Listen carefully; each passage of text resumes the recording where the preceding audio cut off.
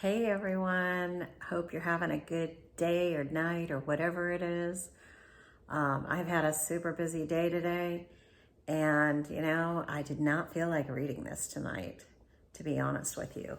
This is getting harder and harder for me to read because this is such a dark time of my life, and it's hard to revisit, but in a way, it also reminds me how far I've come.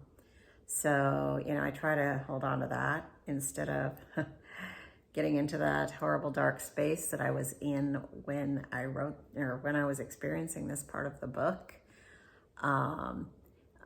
It's kind of weird because you can just go back and feel exactly what it felt like at that time. So as I'm reading it, sometimes I'm literally reliving this.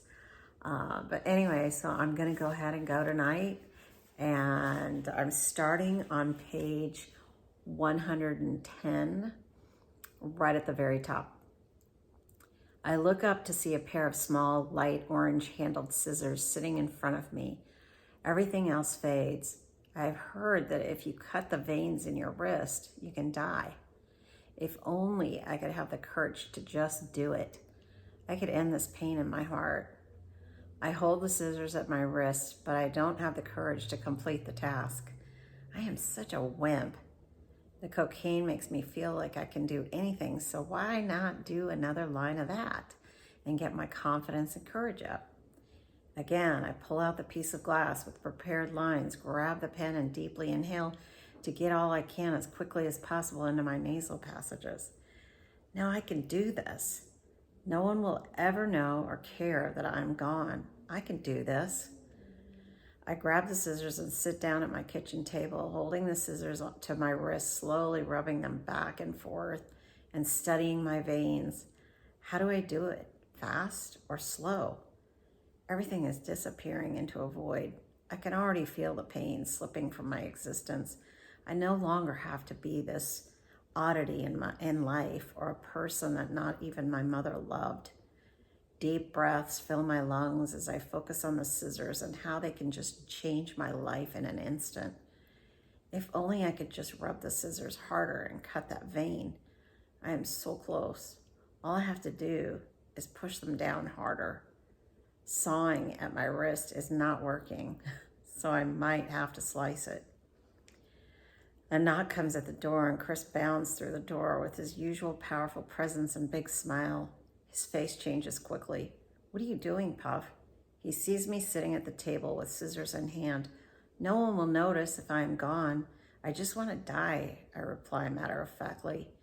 We need to get you some help, he demands. No, I don't need any goddamn help, I say adamantly. He grabs the scissors out of my hand and throws them down. He forcefully grabs my arm and pulls me up. I am taking you to see someone, he bursts out. I am crying. Through my tears, I see a man that is determined. He pulls me out of my apartment, slams the door behind us, and throws me in his car. He pulls a seatbelt around me. My nose runs as I continue sobbing. Damn it, Chris, I can't take it anymore. I want to die. I will kill myself. You should have let me do it. No one would have cared or noticed, I scream. That's about all that I can read tonight. Man, revisiting those feelings is not fun. I was really, really in a bad place. And, as I'm reading this, I'm remembering that I've been in that spot many, many, many times of my life and struggled to, even think, why would I want to live? Because life is so freaking challenging. And sometimes those challenges just kind of intersect at a point where there's nothing left in you to continue. And I've experienced that so many times, but, as I went through life, I kept in my heart and soul knew that there was some kind of mission, a reason why I was here.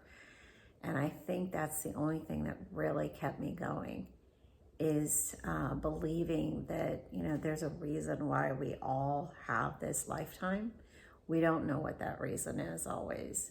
It's not necessarily our jobs or whatever we think it is, but I always in my heart believed that there's a reason why I was here, even though I was so miserable.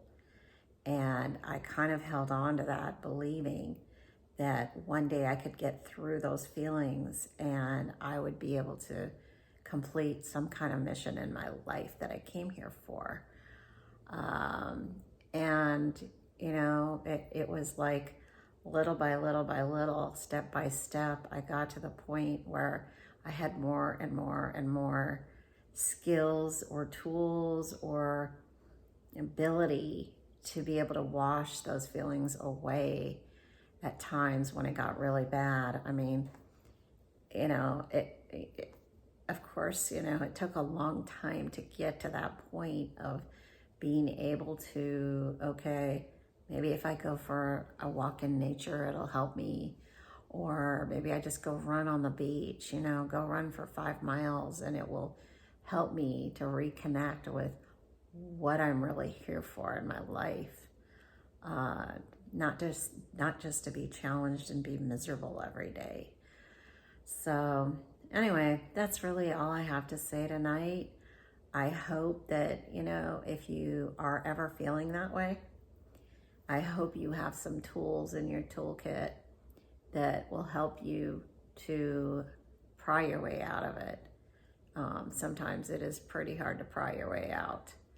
But if you can find the right tools and keep working with them and practicing with them, it helps you to pull yourself out of those deep, dark holes. I am definitely, you know, I've done it my whole life, so I am a testament to that. Regardless of how much counseling and different things I've tried, it's always come back to knowing myself well enough to know what it was that I needed to do in the moment to change those feelings. So I hope you have those toolkits if and when you ever feel like that.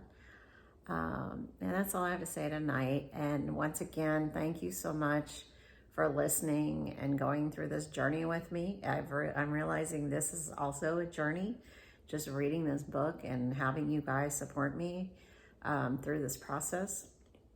And I really, truly appreciate it. Thank you.